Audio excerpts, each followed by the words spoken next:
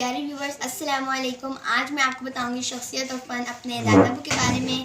ان کا نام احمد داؤد ہے. تو چلیے، تو مقالہ نگار بلقیس صابر ہیں جنہوں نے میرے دادا ابو کے اوپر میں یہ ریسرچنگ کی ہے، اور اس کی شعبہ اردو جو ہیں وہ ڈاکٹر روبینہ ترین ہیں، اور انہوں نے بہاؤالدین ذکریہ یونیورسٹی ملتان سے اس کی ریسرچنگ کی ہے.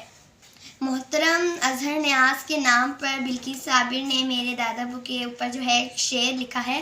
کچھ ایسے لوگ بھی ہیں زندگی کی تپتی راہوں میں، نظر آتے ہیں بہنے پر شفقتوں کے سائے رکھتے ہیں. ہم چلیں گے بیٹے دونوں کی کہانی. یہ ان دونوں کی کہانی ہے جب میرا MA کا مقالہ آخری مراحل میں تھا، جس میں مجھے جدید افسانے کی حیثیت رجحانات کا جائزہ لینا تھا. پشاور کے ضلع اٹک کی خوبصورتی اور سرسبز تحصیل کا نام ہزروں ہے. ہزروں کا کچھ حصہ چھیج کے نام سے مشہور ہے. چھیج کے علاقے میں بہت سے گاؤں مختلف ناموں سے آباد ہیں. ان میں سے ایک کا نام حمیدہ بھی ہے. احمد داؤد کے آباد و اجداد کا تعلق اسی گاؤں سے تھا. نسل کے اعتبار سے پٹھانوں کے قبیلے و گلزار سے تعلق تھا. یوں بھی علاقے چھیج کے تمام لوگ پٹھان کہلاتے ہیں. احمد داؤد کے والد کا نام شریف خان تھا، جن کا شمار گاؤں کے معزز اور صاحب ثروت لوگوں میں ہوتا ہے. شریف خان کو اپنے والد کی طرف سے کچھ اراضی وراثت میں ملی تھی جو ان کی گزر و اوقات کے لیے کافی تھی. اس کے علاوہ ان کی ایک ڈیری فارم بھی تھا، اور اس فارم سے ارد گرد کے علاقوں میں دودھ فراہم کیا جاتا تھا، جس سے معقول آمدنی ہو جاتی تھی.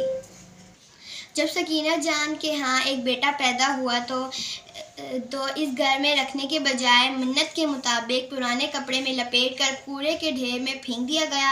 ایک غریب عورت نے اس نومولود کو ٹوکری میں ڈال کر لائی اور سکینہ جان نے اسے ₹1.25 دے کر خرید لیا.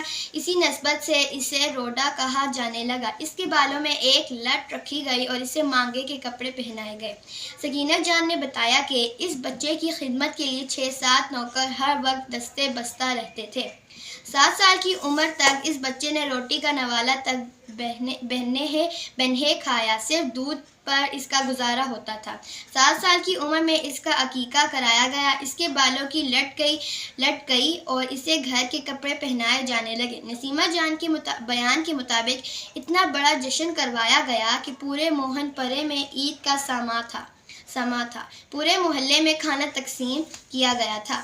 اتنی منتوں مرادوں کے بعد پیدا ہونے اور پھر اتنا ناز و نام سے پرورش پانے والے اس لاڈلے بچے کا نام محمد داؤد رکھا گیا، جو آج ہمارے افسانے کے افق پر احمد داؤد کے نام سے جگمگا رہا ہے.